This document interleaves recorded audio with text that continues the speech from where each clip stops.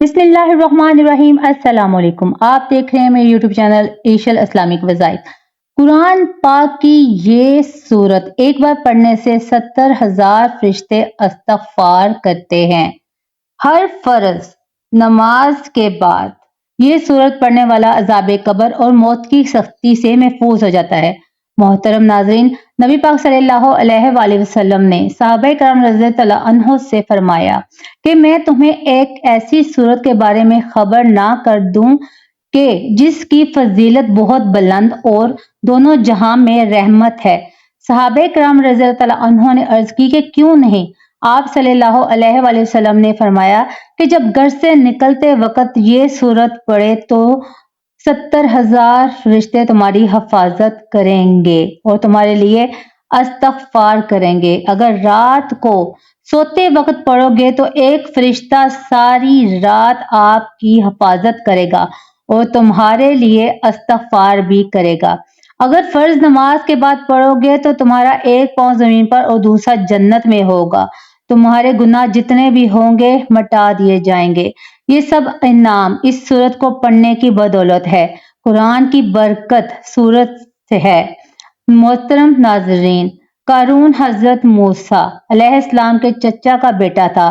بہت ہی حسین اور بہت ہی خوبصورت آدمی تھا، اس لیے لوگ اس کے حسن سے متاثر ہو کر ان کو منور کہا کرتے تھے۔ اس کے ساتھ ساتھ اس میں یہ کمال بھی تھا کہ بنی اسرائیل میں تو رات کو بہت بڑا عالم، بہت ہی ملنسار با اخلاق انسان تھا۔ لوگ اس کا بہت ہی زیادہ ادب و احترام کرتے تھے، لیکن بے شمار دولت اس کے ہاتھ میں آتے ہی اس میں ایک دم تغیر پیدا ہو گیا اور سامری کی طرح منافق ہو کر حضرت موسیٰ علیہ السلام کا بہت بڑا دشمن ہو کر اور اعلیٰ درجے کا متکبر اور مغرور ہو گیا۔ جب زکوٰۃ کا حکم نازل ہوا، حضرت موسیٰ علیہ السلام کے روبرو عہد کیا کہ وہ اپنے تمام معاملوں میں سے ہزاروں حصہ زکوٰۃ نکالے گا، مگر جب اس نے مالوں کا حساب لگا تو بہت بڑی رقم زکوٰۃ کی نکلی۔ یہ دیکھ کر اس پر ایک دم حرص و بخل کا بوجھ سوار ہو گیا اور نہ صرف زکوٰۃ کا منکر ہو گیا بلکہ عام طور پر بنی اسرائیل کو بہکانے لگا کہ حضرت موسیٰ علیہ السلام اس بہانے تمہارے مالوں کو لینا چاہتے ہیں۔ یہاں تک کہ حضرت موسیٰ علیہ السلام کو اسلام میں برگشتہ کرنے کے لیے گندی اور گھناؤنی چال چلی کہ ایک عورت کو بہت زیادہ مال و دولت دے کر آمادہ کر لیا کہ وہ حضرت موسیٰ علیہ السلام پر بدکاری کا الزام لگائے۔ چنانچہ عین اس وقت جب حضرت موسیٰ علیہ السلام وعظ فرما رہے تھے، لوگوں نے آپ علیہ السلام کو ٹوکا کہ آپ نے فلانی عورت سے بدکاری کی ہے۔ حضرت موسیٰ علیہ السلام نے فرمایا کہ اس عورت کو میرے سامنے لاؤ۔ چنانچہ وہ عورت بلائی گئی تو حضرت موسیٰ علیہ السلام نے فرمایا، اے عورت، اس اللہ کی قسم جس نے بنی اسرائیل کے لیے دریا کو پھاڑ دیا اور عافیت و سلامتی کے ساتھ دریا کو پار کر آ کر فرعون سے نجات دی، سچ سچ کہہ دے کہ کیا واقعہ۔ حضرت موسیٰ علیہ السلام کے جلال سے عورت سہم کر کانپنے لگی اور اس نے مجمع عام میں صاف صاف کہہ دیا کہ اے اللہ کے نبی، مجھ کو قارون نے کثیر دولت دے کر آپ پر بہتان لگانے پر آمادہ کیا ہے۔ اس وقت حضرت موسیٰ علیہ السلام آبدیدہ ہو کر سجدہ شکر میں گر پڑے اور سجدہ حالت میں آپ علیہ السلام نے یہ دعا مانگی کہ یا اللہ اس قارون پر اپنا قہر عذاب نازل فرما دے۔ پھر آپ علیہ السلام نے فرمایا کہ جو قارون کے ساتھ وہ قارون کے ساتھ ٹھہرا رہے اور جو میرے ساتھ ہو وہ قارون سے جدا ہو جائے۔ چنانچہ 2 بیٹوں کے سوا تمام بنی اسرائیل قارون سے الگ ہو گئے تو حضرت موسیٰ علیہ السلام نے زمین کو حکم دیا کہ اے زمین تو اس کو پکڑ لے، تو قارون ایک دم گھٹنوں تک زمین میں دھنس گیا۔ پھر آپ نے دوبارہ زمین سے یہ فرمایا تو قارون زمین میں دھنس گیا۔ یہ دیکھ کر قارون رونے اور بلبلانے لگا، قرابت اور رشتہ داروں کا واسطہ دینے لگا، لیکن آپ نے کوئی اتفاق نہ فرمایا، یہاں تک کہ وہ بالکل زمین میں دھنس گیا۔ وہ منحوس آدمی جو قارون کے ساتھ ہوئے کہنے لگے کہ حضرت موسیٰ علیہ السلام نے قارون کو اسے لیے دسا دیا تاکہ قارون کے مکان اور اس کے خزانوں پر خود قبضہ کر لے۔ تو آپ علیہ السلام نے اللہ سے دعا مانگی قارون کا مکان اس کے خزانے میں زمین میں دھنس جائے۔ چنانچہ قارون کا مکان جو سونے کا تھا، اس کا سارا خزانہ بھی زمین میں دھنس گیا۔ سبائے عرب کا ایک قبیلہ ہے۔ اس قوم کی بستی یمن میں شہر صنعت سے 6 میل کی دوری پر واقع تھی۔ اس آبادی کی آب و ہوا اتنی صاف اور اس قدر لطیف و پاکیزہ تھی کہ اس میں نہ مچھر، نہ پیسوں کا खटमल, ना सांप ना बिच्छू, मौसम निहायत मोअत्तमिल, ना गर्मी ना सर्दी। यहाँ के बागात में कसीर फल आते कि जब कोई आदमी सर पर टोकरा लिए निकलता, बगैर फलों को हाथ लगाए किस्म किस्म के फलों से इसका टोकरा भरा जाता था। गर्ज ये कौम बड़ी फागुर बरानी और खुशहाली में अमन सुकून और रामो चैन से रहा करती थी, मगर नेमतों की कसरत और खुशहाली ने इस कौम को सरकश बना दिया था।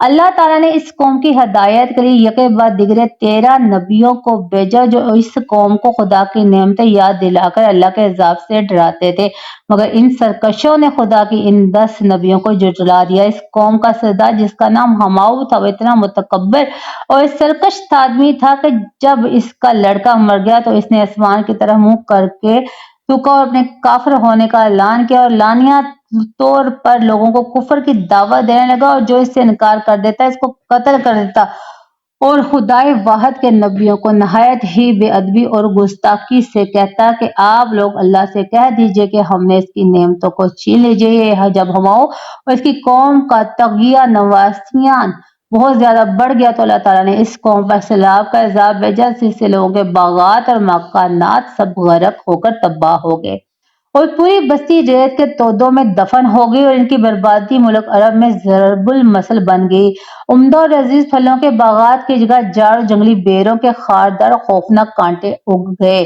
ये कौम और लजीज फलों के लिए तरस गई मलका बल्कीस ने 3 बड़े बड़े तालाब ऊंचे नीचे बना दिए। एक चूहे ने खुदा के हुक्म से बंद की दीवार में सुराख किया और बढ़ते बढ़ते बहुत बड़ा शगाफ बन गया, यहाँ तक कि बंद की दीवार टूट गई और ना कहाँ बहुत बड़ा सैलाब आया। बस्ती वाले सुराख और शगाफ से गाफिल थे, घरों में सुकून के साथ बांसुरी बजा रहे थे कि अचानक सैलाब ने इनकी बस्ती को गारत कर डाला। हर तरफ बर्बादी और बेरानी का दौर दौरा हो गया।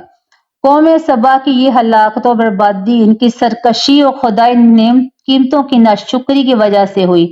इनकी बदअमालियों और खुदा के नबियों के साथ बेअदबियां और तलखियां बहुत बढ़ गई तो खुदा बंदे कहरो जुबार का कहर गजब अजाब बनकर सैलाब की सूरत में नाजर हुआ। सच है नेकी का असर आबादी और बदी का असर बर्बादी है, लिहाजा हर नेमत पाने वाली कौम को लाजम है कि खुदा की नेमतों का शुक्र अदा करे और सरकशी और गुनाह से हमेशा किनारा कशी इख्तियार करें, वरना खतरा है कि अज़ाबिल्लाही ना उतर पड़े, क्योंकि जो कौम सरकशी और बदअमाली को अपना तरीका कार बना लेती है तो इसका लाजमी असर यह होता है कि वो कौम अज़ाबिल्लाही की मार से बर्बाद और उसकी आबादी को वीरान बन जाती है। हज़रत ईसा अलैहिस्सलाम ने अपने हवारियों में से 2 मुबल्लिगों को तबलीग दीन के लिए शहर में भेजा। एक का नाम सादिक, दूसरे का नाम असद था। जब ये दोनों शहर पहुंचे तो एक बूढ़े चरावे से इनकी मुलाकात हुई जिसका नाम हबीब नज्जार था। सलाम के बाद हबीब नज्जार ने पूछा कि आप लोग कौन हो और कहाँ से आए हो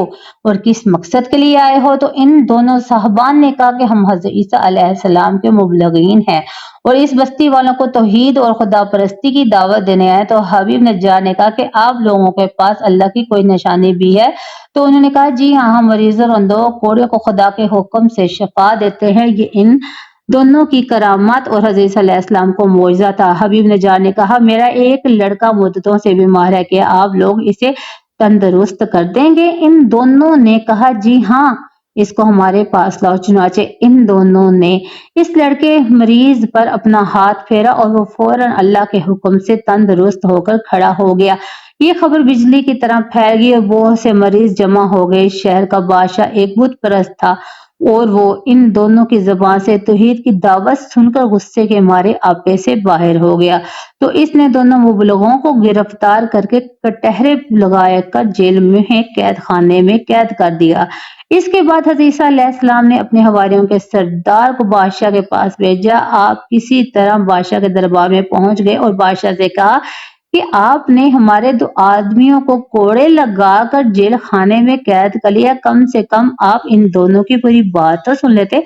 बादशाह ने इन दोनों को जेल खाने से बुलाकर गुफ्तगू की तो इन दोनों ने कहा कि हम यही कहने के लिए आए हैं कि तुम लोग इन बुतों की इबादत को छोड़कर खुदाए वाहद की इबादत करो जो वाहदा ला शरीक है, जिसने तुमको और तुम्हारे बुतों को भी पैदा किया। जब बादशाह ने इन दोनों की कोई निशानी तलब की तो इन दोनों साहबों ने ایک ایسے اندھے کو جس کے سرے سے آنکھیں تھی ہی نہیں ہاتھ پھیرا تو اس کی پیشانی میں آنکھوں کے 2 سوراخ بن گئے۔ پھر ان دونوں صاحبان نے مٹی کے 2 گلولے بنا کر ان سوراخوں میں رکھ کر دعا دی تو یہ دونوں گلولے آنکھیں بن کر روشن ہو گئے اور اندھا اندکار بن گیا۔ حضرت عیسیٰ علیہ السلام نے فرمایا کہ اے بادشاہ کیا تمہارے بتوں میں بھی یہ قدرت ہے؟ بادشاہ نے کہا کہ نہیں۔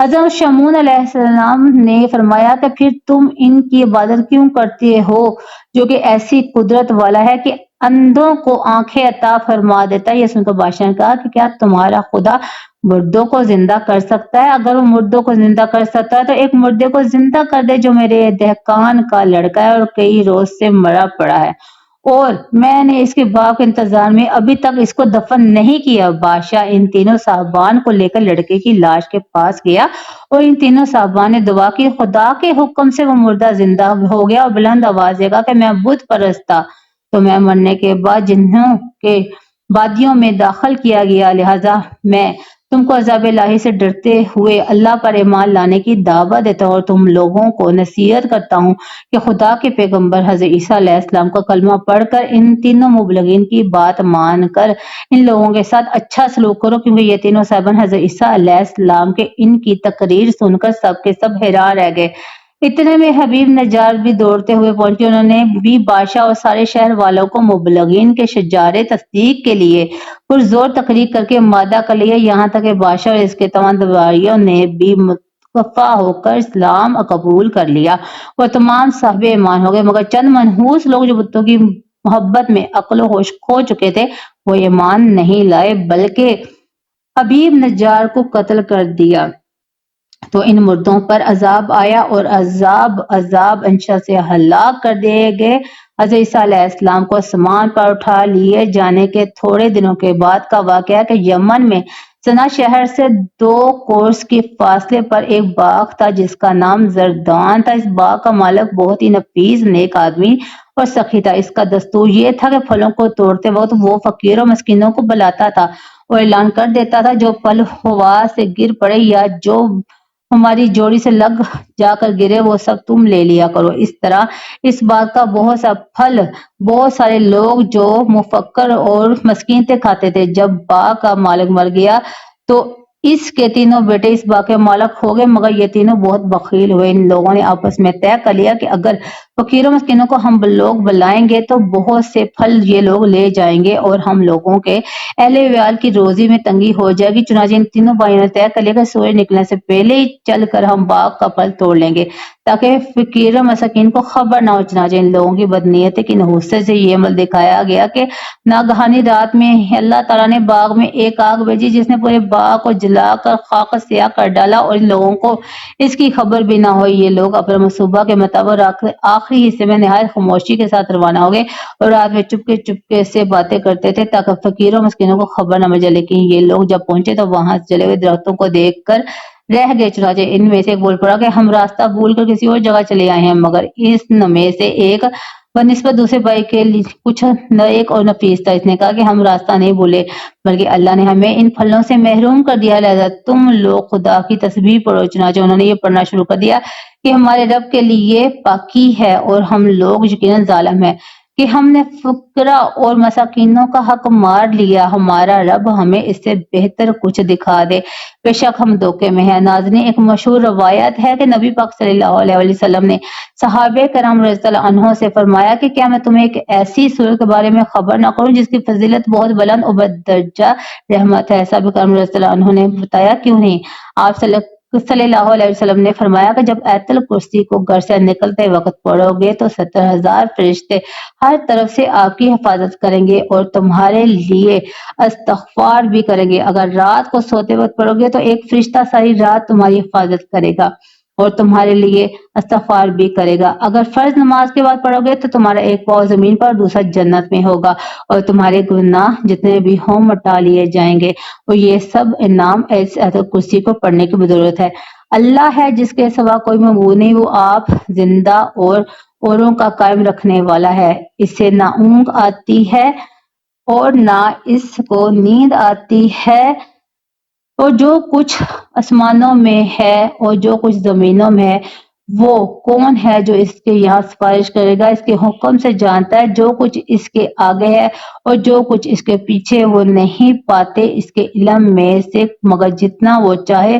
اس کی کرسی میں سمائے ہوئے آسمان اور زمین، اور اسے باری نہیں اور اس کی نگہبانی، اور وہی ہے بلند بڑائی والا۔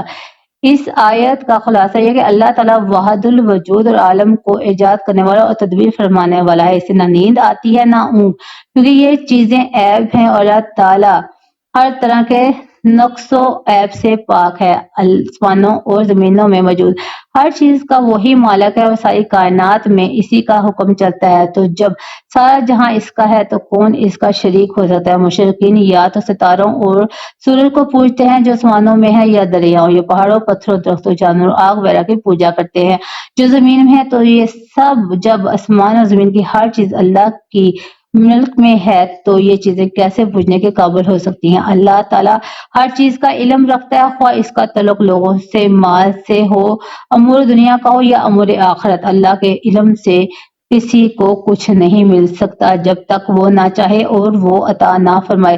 ذاتی علم اسی کا ہے اور اسی کے دینے سے کسی کو عطائی علم ہو سکتا ہے، جیسے وہ اپنی معیشت سے لوگوں کو اسرار کائنات پر اور انبیاء رسول علیہ السلام کو عام طور پر مطلع فرماتا ہے۔ اللہ تعالیٰ کی عظمت بے نہایت ہے۔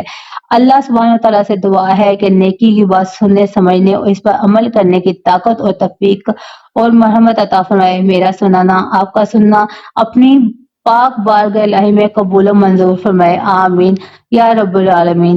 ناظرین، درخواست ہے کہ میری آج کی اس معلوماتی ویڈیو کو لائک، سبسکرائب اور شیئر ضرور کیجیے گا، اور اللہ تعالیٰ کے پیارے ناموں میں سے ایک نام ضرور لکھیے گا، اور اس ویڈیو کو لازمی شیئر کیجیے گا۔ جزاک اللہ خیرہ۔ اللہ ہم سب کا حامی ناصر ہو، آمین۔ ملتے ہیں اگلی ویڈیو میں، مجھے دیجیے اجازت، اللہ حافظ۔